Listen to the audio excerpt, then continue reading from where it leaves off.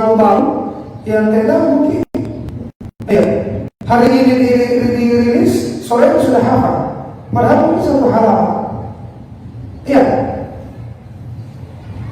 Sampai di WC pun, di kamar mandi pun dia nyanyikan. Di mana-mana, di motor, masak kapal dia nyanyikan. Kenapa? Karena dia merasa cinta. Nah, seharusnya sekarang harus lebih semangat menghafalkan firman-firman Allah Subhanahu wa taala dan hadis-hadis Rasulullah SAW yang di dalamnya tidak ada kedustaan sedikit. Dibaca satu huruf dari Al-Quran itu mendapatkan satu kebaikan, dan satu kebaikan dikali 10. Adapun menghafal lagu-lagu, nyanyian-nyanyian, itu tidak mendapatkan pahala, bahkan bisa mendapatkan dosa kalau di dalamnya mengandung kalimat-kalimat yang berbau maksiat. Jadi seharusnya ibu-ibu akhwati fillah itu lebih semangat menghafalkan ayat-ayat firman-firman Allah Subhanahu wa taala dan sabda-sabda Nabi kita yang mulia sallallahu alaihi wasallam. Apalagi berkaitan dengan tauhid. Jadi tidak bisa kita berdakwah kepada istri, tidak bisa kita berdakwah kepada keluarga, kepada teman-teman kalau kita tidak tahu dalilnya. Paling kita bilang salah itu, tidak boleh, haram itu. Ditanya kita dalilnya, paling kita juga bingung karena tidak dihafal. Jadi nasihat kepada seluruh umat, ayolah kita semangat menghafalkan firman-firman Allah, hadis-hadis Rasulullah SAW, apalagi berkaitan dengan tauhid. Malu gak kita kepada Allah? Dulu lagu, bahkan bahasa Inggris pun mungkin lagu-lagu bahasa Inggris dihafal. Dari A sampai Z. Apalagi kalau mungkin lagu-lagu dangdut. Dengan bahasanya berbelit-belit, kok bisa dihafal dengan mudahnya, dengan semangatnya, diputar lagu tersebut bahkan sebelum tidur, bangun tidur. Kenapa ayat-ayat dan hadis yang malas sekali dihafal? Dikasih yang panjang-panjang dengan pendek-pendek Ustaz. Yang panjang dalilnya. Jangan terlalu banyak. Tidak malu kita kepada Allah. Mudah-mudahan dengan kita hafalkan ayat-ayat dari hadis Nabi SAW, dosa tak dulu diampuni. Karena mungkin sampai sekarang lagu-lagu tersebut, nyanyian-nyanyian tersebut, kalau disuruh setor sekarang saya yakin masih banyak yang hafal. Mungkin. Betul apa benar?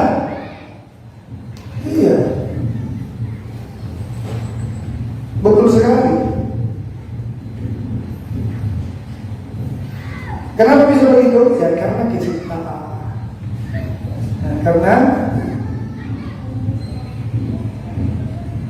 kecintaan.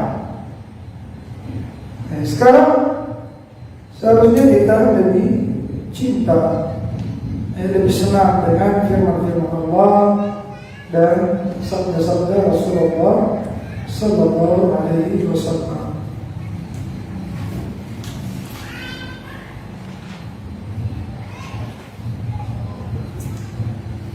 Jadi kata Rasulullah Sallallahu Alaihi Wasallam, "Akhwafu ma akhafu alaikum syirkul asghar."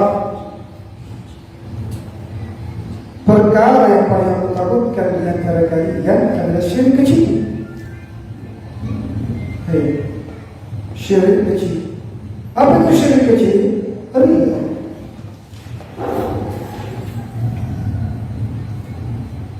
Berarti kita harus waspada karena yang dikhawatirkan oleh Rasul kepada muridnya yang baru.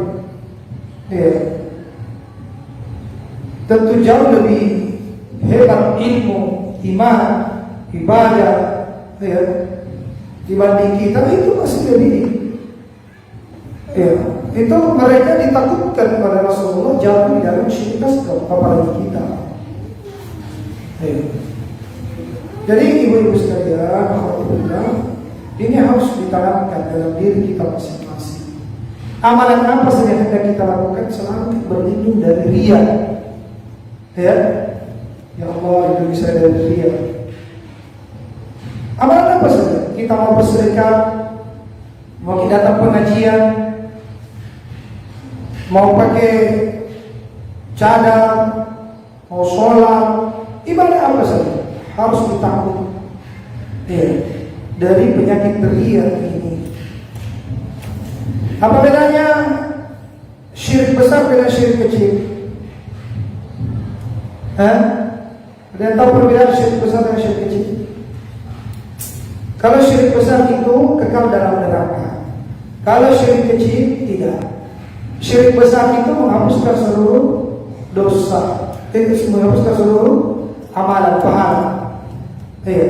Kalau syirik kecil menghapuskan pahala yang apa?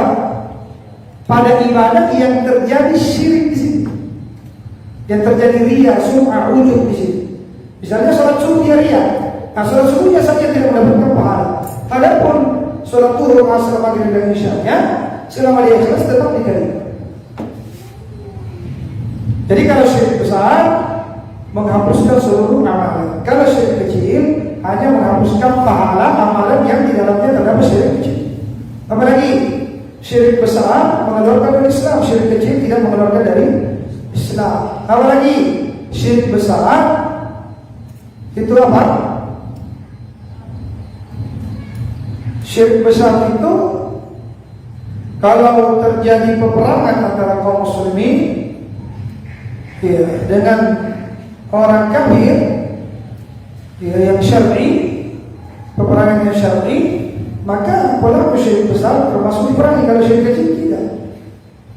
Berarti syirik besar itu menyebabkan pelakunya halal darahnya, halal hartanya, bahkan bisa dijadikan tawanan perang.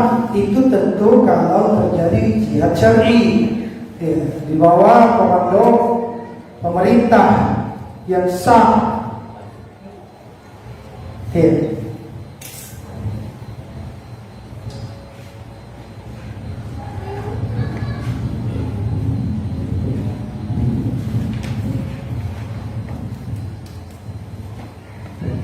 Mana dalil yang lain? Hadis yang diriwayatkan oleh Muslim dari Jabir radhiyallahu anhu, Rasulullah sallallahu alaihi wasallam bersabda, "Man lam yallah la yusyrik bihi syai'an dakhala al-jannah, wa man lam yusyrik bihi syai'an dakhala an-nar." Siapa yang bertemu dengan Allah tidak menyekutukan Allah dengan sesuatu apapun, maka dia masuk surga. Dan siapa yang bertemu dengan Allah menyekutukan Allah dengan sesuatu, maka masuk neraka. Jadi dalil menunjukkan apa? Bahayanya dosa kesyirikan.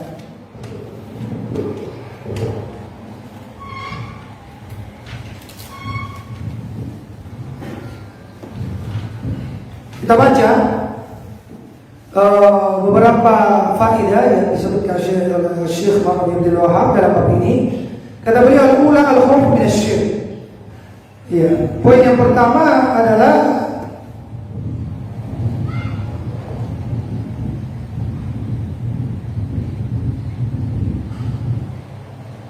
rasa takut dari kesyirikan. Dalil-dalil tersebut memberikan faedah wajibnya takut jatuh dalam kesyirikan. Kemudian yang kedua annahu min asy-syirkil asghar. Atau yang kedua adalah anna riya min asy-syirk. Riya termasuk syirik. Yang ketiga adalah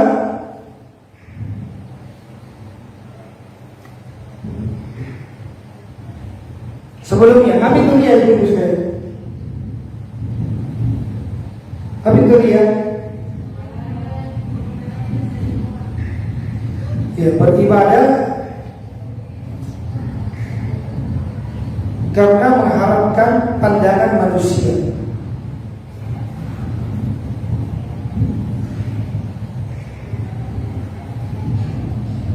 Kalau Fudail bin Iyad dia katakan apa? Riya itu, dia katakan kalau siapa yang beribadah karena manusia itu syirik, meninggalkan ibadah karena manusia itu adalah riya.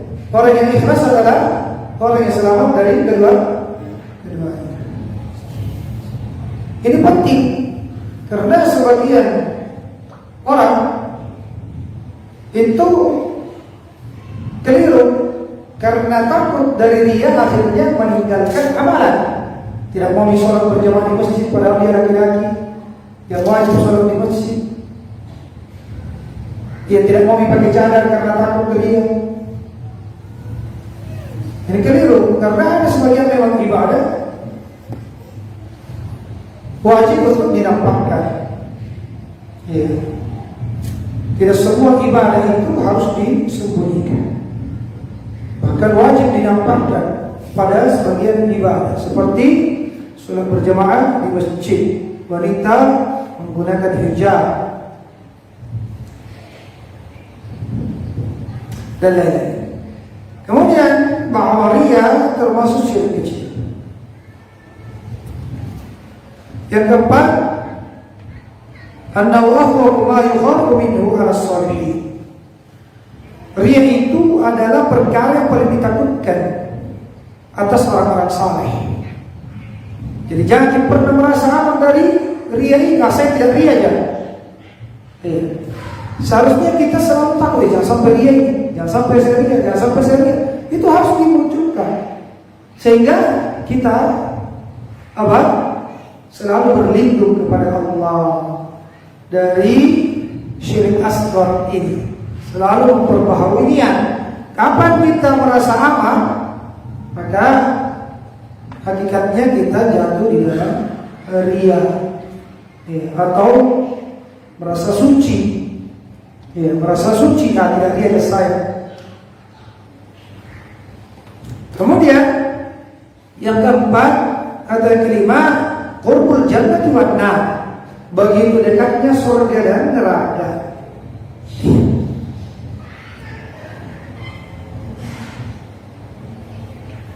Dekat sekali surga dan neraka ini. Sedikit saja kita menyerahkan ibadah kepada selain Allah, neraka. Namun sebaliknya surga pun demikian. Cukup kita jaga keikhlasan, tidak memberikan ibadah kepada selain Allah, kita masuk surga. Kemudian yang keenam, al-jam'u baina qurbihima fi hadis wahid. Jadi kumpulkan kedekatan surga dan neraka pada satu hadis. Sebagaimana yang telah kita sebutkan hadisnya. Kemudian ketujuh, annahu man laqiyahu yusyrik bihi syai'an dakhala an-nar walau kana man akbarin nas atau min akbarin nas.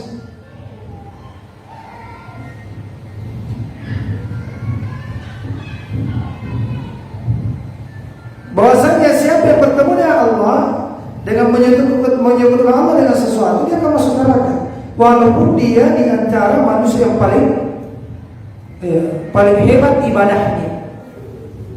Jadi sekalipun orang yang paling banyak ibadahnya, puluhan kali naik haji, puluhan kali umrah, paling banyak bangun masjid, paling banyak ilmunya, kapan dia meninggal dalam keadaan melakukan syirik akbar, maka dia akan masuk neraka. Yang kedelapan adalah perkara besar, itu permintaan Khalilur Rahman Nabi Ibrahim alaihissalam dan untuk dirinya dan untuk anak keturunannya. Apa itu? Agar terlindungi dari menyembah patung. Kemudian yang kesembilan, i'tibaru bihalil akfar.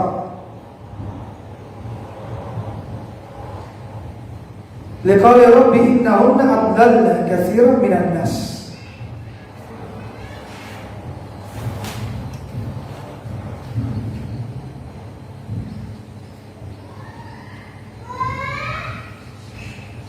Menganggap kondisi yang terbanyak, menjadikan patokan kondisi yang terbanyak, sebagaimana firman Allah tentang ucapannya Nabi Ibrahim, Rabbi innahunna adlalna katsiran minan nas. Rabb wahai Rabbku, sesungguhnya patung-patung tersebut menyesatkan banyak manusia.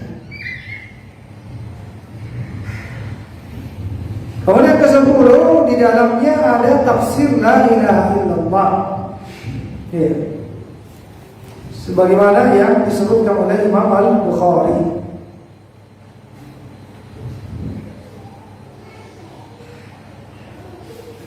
Kemudian yang ke-11, fadilatu man salima minasyirki, keutamaan orang yang selamat dari kesyirikan. Alhamdulillah selesai. Sekarang kita masuk pada bab ad-du'a ila syahadati an la ilaha illallah. Berdakwah, mengajak kepada syahadat Allah ilaha illallah.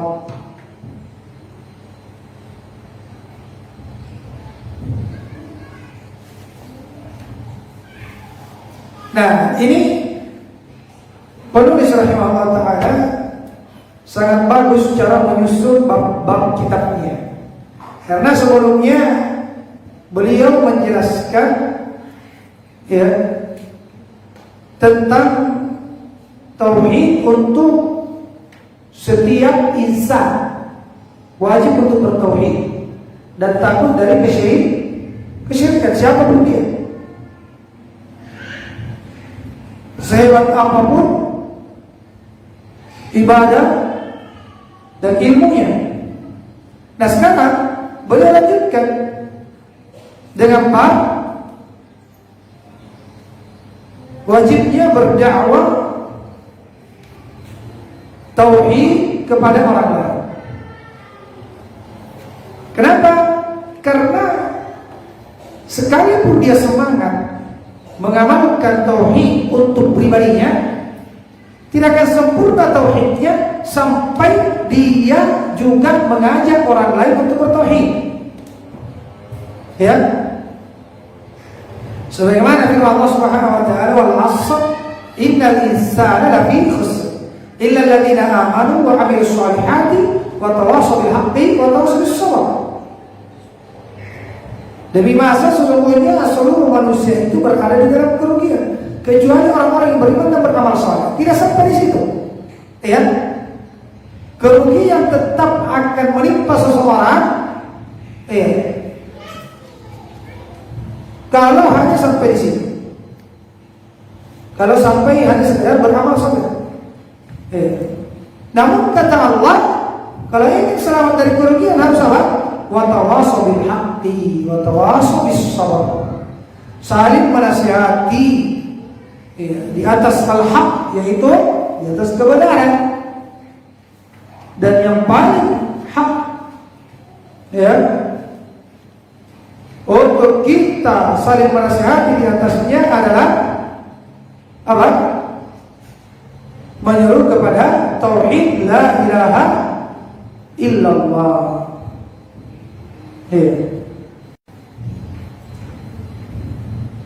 Jadi bukan sekedar mewujudkan tauhid dalam pribadi kita masing-masing, namun wajib kita untuk mendakwakan tauhid.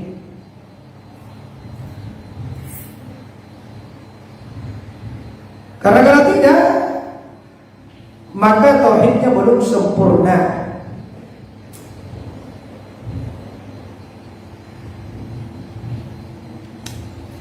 Nah ini ciri-ciri orang yang sempurna tauhidnya ketika dia mendakwakan tauhid kepada orang lain. Kenapa? Karena ketika seseorang menganggap tauhid adalah perkara yang paling pokok, yang paling agung yang Allah perintahkan, kewajiban yang paling wajib, sehingga dia mengimplementasikan dan mendahulukan di dalam setiap amalannya, di dalam kehidupannya, maka tentu dia akan semangat pula untuk memprioritaskan dakwah tauhid kepada orang lain. Kapan ada seseorang mengaku bertauhid, namun setiap ceramahnya, setiap perbicaraannya, atau yang mendominasi setiap ceramahnya, perbicaraannya, statusnya di media sosial atau tulisan-tulisannya, ya, bukan menyeru kepada tauhid, maka ini menunjukkan bahwa dia belum mengetahui kadar pentingnya tauhid. Ya. Berarti ada cacat di dalam tauhidnya. Ya. Tauhidnya belum sempurna.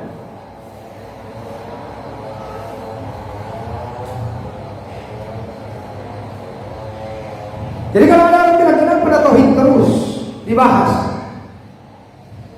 kenapa yang mendominasi dakwah tauhid di setiap ceramah tulisan, ini menunjukkan orang tersebut belum sempurna tauhidnya, ya, belum benar tauhidnya. Kenapa? Karena dia belum mengetahui kadar, ya, pentingnya tauhid.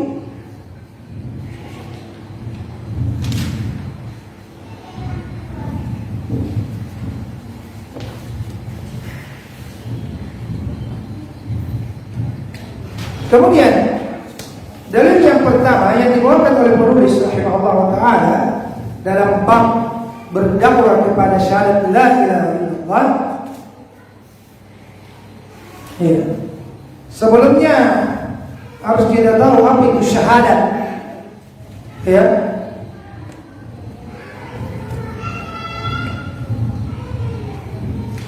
Syahadat itu artinya persaksian. Dan persaksian itu mencakup lisan, hati, dan anggota badan. Jadi bersyahadat la ilaha illallah maksudnya apa? Dia persaksikan bahwasanya tidak ada yang berhak diibadahi kecuali Allah dengan lisannya, dengan hatinya, dan dia wujudkan dalam kehidupan sehari-harinya. Itu makna syahadat. Jadi bukan sekadar diucapkan la ilaha illallah 1000 kali, 2000 kali, atau satu nafas sampai 1000 kali. Bukan. Tapi syahadat itu dipersaksikan dengan lisan, hati, dan anggota badan.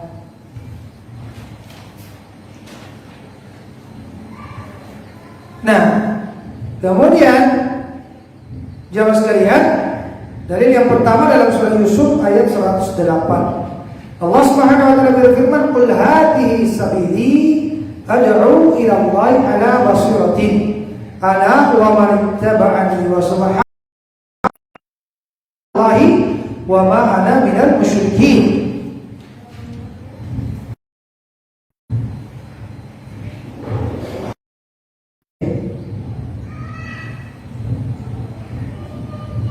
Dan seluruh perintah, seluruh khitab yang diarahkan kepada Nabi Muhammad sallallahu alaihi wasallam itu mencakup juga untuk seluruh umatnya. Mencakup seluruh manusia.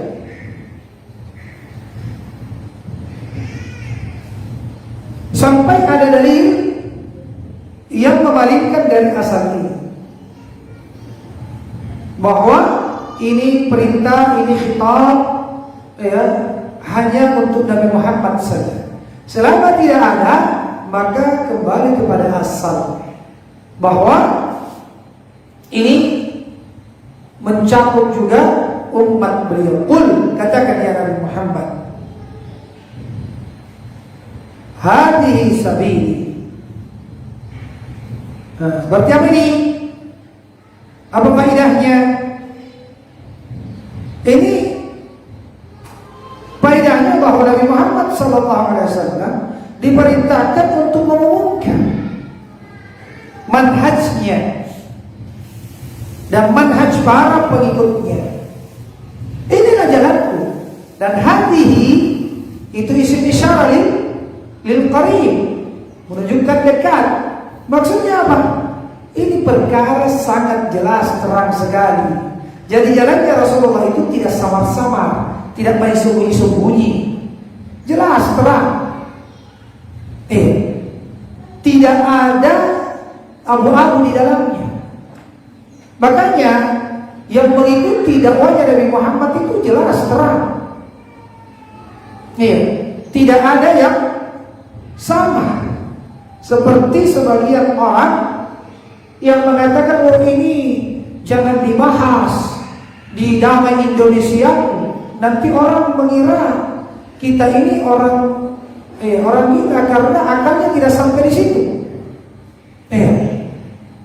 Jangan dibahas kepada orang lain akan kehadirannya Rasulullah dalam keadaan terjaga, apalagi dibahas di acara Damai Indonesia.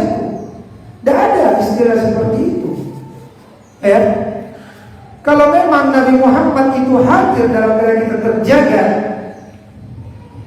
ruh dan jasadnya bisa dilihat secara langsung, bukan mimpi, maka tentu Rasulullah akan menjelaskan hal tersebut. Minimalnya ada hadisnya yang mampu melihat saya dalam keadaan terjaga hanyalah wali-wali Allah. Ini tidak ada. Tidak ada hadisnya yang mengatakan bahwa Rasulullah setelah beliau meninggal bisa dilihat dalam keadaan terjaga. Tidak ada ayat, tidak ada hadis. Adapun hadis, bahwasanya man ra'ani fil manam faqad ra'ani, siapa melihat aku dalam keadaan mimpi maka sesungguhnya dia telah melihatku, itu dalam keadaan mimpi. Maksudnya apa? Betul-betul dia melihat Rasulullah dalam keadaan mimpi. Bukan seperti penafsirannya bahwa siapa melihat Rasulullah dalam keadaan dia mimpi, maka suatu saat dia pasti akan melihat Rasulullah dalam keadaan terjaga sebelum meninggal. Dari mana penafsirannya? Jadi itu namanya ngaur bin ngaco. Ngaur bin ngaco. Tidak ada ulama yang menafsirkan hadis tersebut seperti itu. Karena kelanjutannya apa? Karena dikatakan bahwa karena sesungguhnya syaitan tidak bisa menyerupaiku. Berarti apa ini? Dalam keadaan mimpi. Lagi-lagi masih pembahasan dalam keadaan mimpi. Dan ada di situ yang bisa dipahami bahwasanya bisa dilihat dalam keadaan terjaga. Subhanallah. Nah, jadi jalannya Rasulullah itu jelas. Hadihi, qul hadihi sabili. Sabili, jalanku. Jadi Allah perintahkan kepada Rasulullah untuk menjelaskan kepada manusia. Jadi alhamdulillah dakwah ahli sunnah itu, dakwahnya Rasulullah dan para sahabatnya itu tidak ada main sembunyi-sembunyi ya. Jelas, terang dari mana sumbernya diambil, mana dalilnya, itu jelas.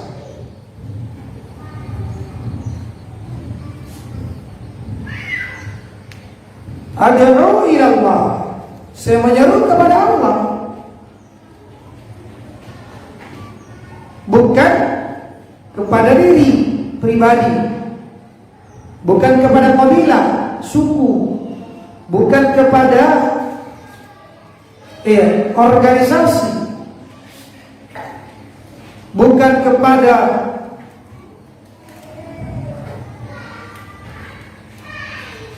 daerah tertentu, ustaz tertentu, ulama tertentu. Tapi apa?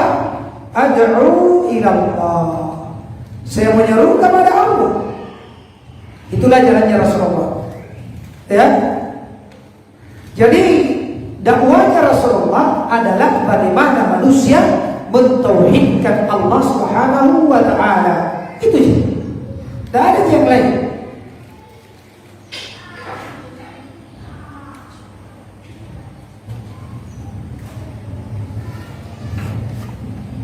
Ini cirinya ya. Jalannya Rasulullah dan para pengikutnya itu menyeru kepada tauhid dan meninggalkan ibadah kepada selain Allah Subhanahu wa taala.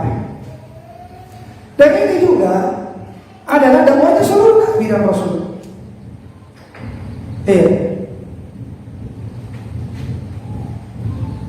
Jadi kalau kita menyeru orang kafir, yang kita serukan supaya dia masuk Islam agar mentauhidkan Allah.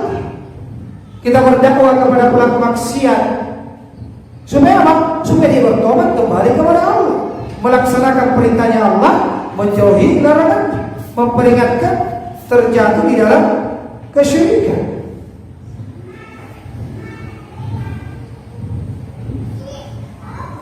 Berarti dakwah itu umum kepada orang kafir ataupun orang musyrik.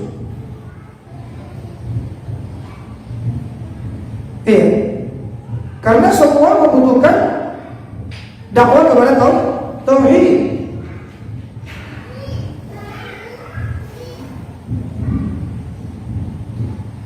Ad'u ila Allah.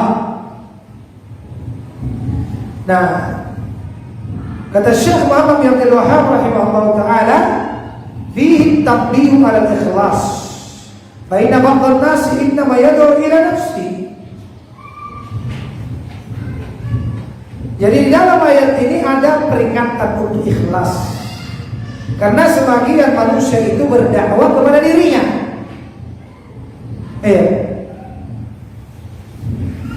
Jadi kadang orang sekalipun dia pakai ayat, pakai hadis,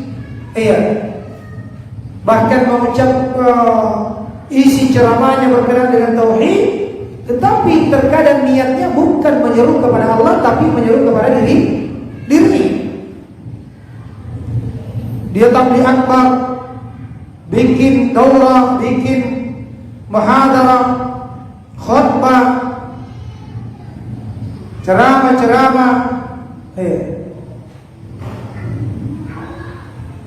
Tapi tujuannya apa? Bukan supaya manusia mentauhidkan Allah, tapi tujuannya supaya dirinya dikenal, supaya dirinya disenangi oleh manusia, supaya dirinya itu memiliki banyak followers.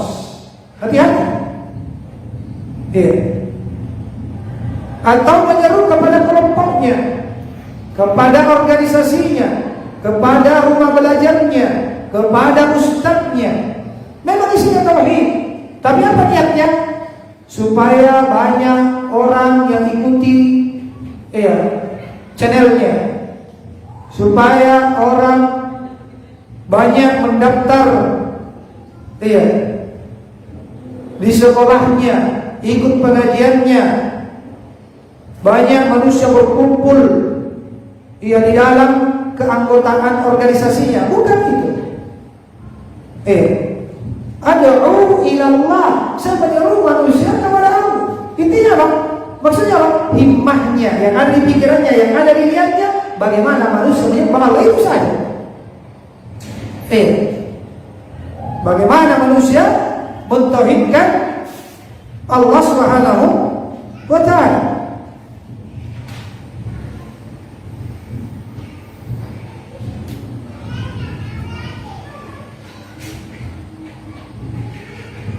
Maka ini nasihat untuk saya dan kepada seluruh teman-teman yang berdakwah,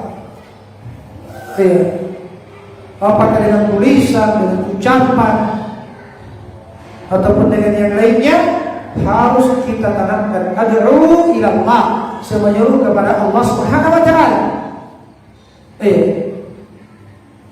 Maka kalau seperti ini niatnya, kita tidak akan sakit hati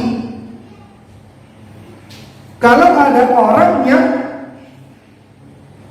hanya sekedar mau dengar-dengar ceramahnya kita tentang tauhid misalnya, kemudian dia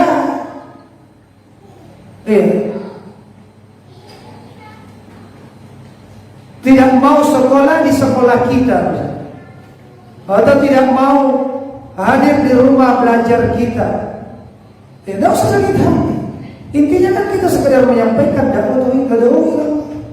Nah kalau syaratnya boleh Ji, kamu ikut ya dakwah tauhid yang saya sampaikan, tapi dengan syarat nomor WA-mu kasih kakak, harus kau ikut terus belajar mengaji sama saya, harus kau ini dan itu, harus ini dan itu. Ini ada apa? Apalagi kalau berpindah di ustadz lain yang juga hakikatnya dia menyeru kepada tauhid, kemudian dia cemberut, tidak suka, kemudian jengkel, apalagi mengungkit-ungkit, jasa-jasanya kamu tuh dulu tidak bisa baca Al-Quran, tapi saya ngajarin. Kenapa kau pindah sama ustaz? Padahal ustaz yang kita belajar juga mengajar tauhid. Masalahnya di mana? Ternyata masalahnya salah dia. Ya bukan menyeru kepada Allah, tapi dia menyeru kepada golongannya. Nah, ini harus diperhatikan. Tidak boleh seperti ini pada dai, pada ustaz. Kita itu hanya sekedar menyeru kepada Allah. Adapun hidayah dia terima dan tidak, itu urusan Allah. Kita cuma menyeru kepada Allah, itu saja tugasnya kita. Ad'u ila Allah. Dia terima ataupun tidak, itu urusannya Allah. Nah makanya orang yang berdakwah dengan prinsip seperti ini itu tidak sakit hati, tidak akan kecewa, apalagi mau mungkin kebaikannya di masa lalu kalau orang tersebut tidak mau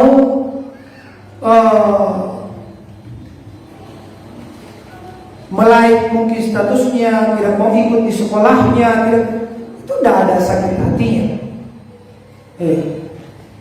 Dia tidak akan kecewa. Bahkan sekalipun yang ikut pada dakwahnya tersebut, yang menerimanya hanya satu orang, tidak akan kecewa, karena dia tidak berniat mengumpulkan maksa sebanyak-banyaknya untuk dirinya, bukan. Jadi mau sedikit mau banyak, itu kan hidayah di tangan Allah. Lagian saya tidak ingin dalam dakwah ini supaya orang berkumpul di sekitarku, banyak pengikutku, bukan. Yang diinginkan adalah supaya manusia mengenal Allah, itu saja. Kalaupun dia berseri, kalaupun dia berseri, sedihnya itu bukan karena orang tidak menerima dakwahnya, bukan karena orang tidak duduk di sekitarnya, bukan. Tapi karena apa? Tapi karena dia sedih karena saudaranya tidak mau mentauhidkan Allah, itu kesedihannya. Karena dia tahu kapan dia tidak menerima dakwah tauhid, akibatnya fatal. Akibatnya fatal. Karena tauhid merupakan perintah yang paling wajib. Nah, ini jamaah sekalian ya. Ini manhajnya Rasulullah sallallahu alaihi wasallam.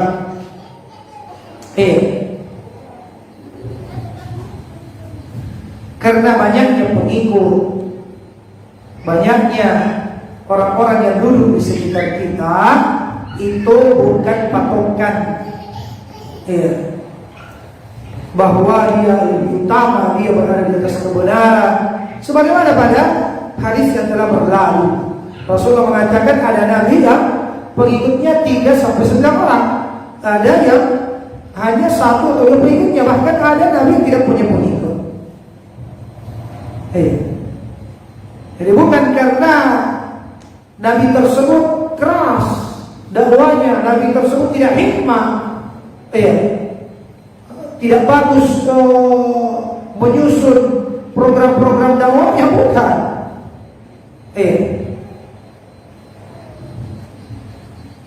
Tapi itulah yang Allah takdirkan. Dia berdakwah, Allah kasih hidayah cuma 1-2 orang melalui dakwahnya. Terkadang juga ada orang berdakwah, Allah kasih hidayah banyak melalui dakwahnya. Maka seseorang tidak boleh melihat banyaknya pengikut, banyaknya orang yang like, banyaknya followers, tidak boleh.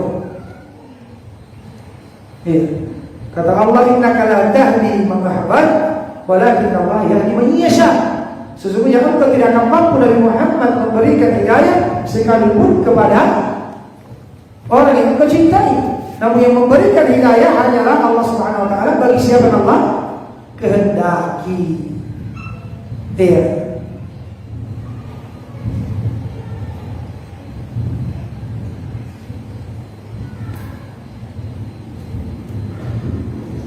Kemudian ini juga nasihat ya, bahwa manusia berkumpul di depan rumahnya Ibnu Mas'ud radhiyallahu anhu. Ketika Ibnu Mas'ud ingin keluar ke masjid untuk sholat, tatkala Ibnu Mas'ud keluar dari rumahnya dan berjalan menuju ke masjid untuk sholat, apa yang terjadi? Manusia tersebut membelek di belakangnya Ibnu Mas'ud radhiyallahu anhu. Kenapa? Karena Ibnu Mas'ud ini orang yang berilmu. Orang yang berilmu, banyak orang yang haus dengan ilmu beliau. Apa yang terjadi? Ibnu Mas'ud menoleh kepada mereka dan mengatakan, irji'u fa inna fitnatul lil mad'un dhillatun lid dabi'. Pulang kalian, karena sesungguhnya itu fitnah bagi orang yang diikuti dan kehinaan bagi orang yang mengikuti.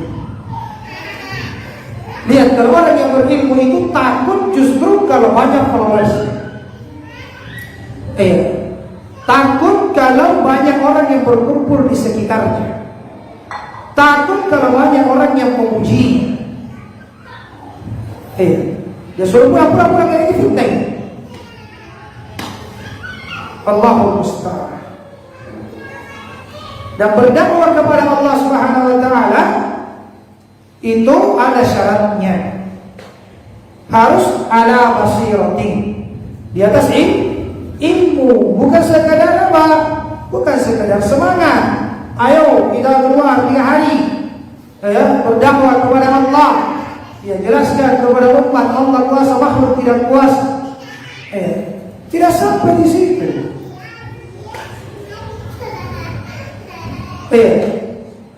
Minimalnya dia harus tahu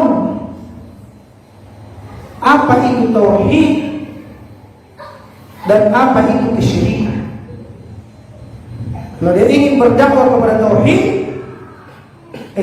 dan tentu dakwah kepada tauhid ini bukan cuma tauhid rububiyah saja, tapi intinya bahkan adalah dakwah pada tauhid uluhiyah.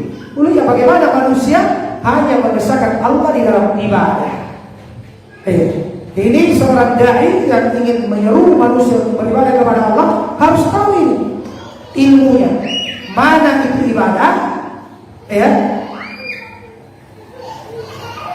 apa-apa saja bentuknya ibadah, sehingga dia menyeru manusia untuk mentauhidkan Allah di dalam ibadah. Kalau bentuk ibadah saja dia tidak tahu, bagaimana caranya dia memandangkan tauhid? Karena seorang dai itu harus ala basiratin, di atas ilmu. Apa saja harus diilmui? Yang akan dia dakwakan, materinya yang akan dia sampaikan betul-betul harus dia pastikan bersumber dari Al-Quran dan hadis sesuai dengan pemahaman salaful ummah dan sahabat tadi dan sahabat tadi, bukan dari pemahaman diri sendiri. Kemudian kedua, harus dia ilmui tentang yang didakwai, apa yang pantas, apa yang cocok, bagaimana tingkatan pemikirannya, bagaimana tingkatan pemahamannya, tingkatan pendidikannya. Itu harus ditahu sebelum mendakwai orang. Bagaimana kondisinya? Jangan sampai kita mendakwai orang gila. Kita mendakwai orang yang tidak paham tentang yang kita sampaikan, karena akarnya belum sampai ke sana. Dan harus ditahu kondisi orang yang didakwai. Kemudian ketiga, tempatnya, di mana kita berada, materi apa yang cocok. Iya. Untuk mereka. Kemudian keempat, harus tahu namanya. Iya. Jadi apa tadi? Yang pertama, yang materi yang disampaikan harus dia ketahui. Iya. Kalau mau memberitakan sesuatu harus dia tahu hukumnya ini wajib atau sunnah. Berdasarkan dari. Iya. Kalau dia mau melarang sesuatu harus dia tahu hukumnya. Apakah haram atau ini makruh? Atau jangan-jangan hukumnya mubah. Kita larang itu, tak boleh, haram itu. Ya, misalnya menjulurkan kaki ke arah kiblat, itu butuh dari mana yang mengharamkan? Jangan sampai perkara mubah kita haramkan. Perkara haram kita mubahkan. Jadi materinya mau sampaikan harus dia ilmu. Dia ilmu tentang orang yang mau didakwakan. Kemudian ketiga, tempatnya, kondisinya, suasana. Harus dia tahu, pasti tidak ini. Kemudian keempat, metode menyampaikannya. Ya, metode menyampaikannya. Iya. Apakah ini cukup nasihat? Butuh didebat? Iya. Atau justru butuh didiamkan? Jadi jemaah sekalian, insyaallah taala rincian atau penjelasan dari ini insyaallah akan kita lanjut pada pertemuan yang akan datang. Allahumma subhanahu wa bihamdik, asyhadu an la ilaha illa anta, astaghfiruka wa atubu ilaik. Dari pertanyaan apa? Dari pertanyaan. Assalamualaikum warahmatullahi wabarakatuh.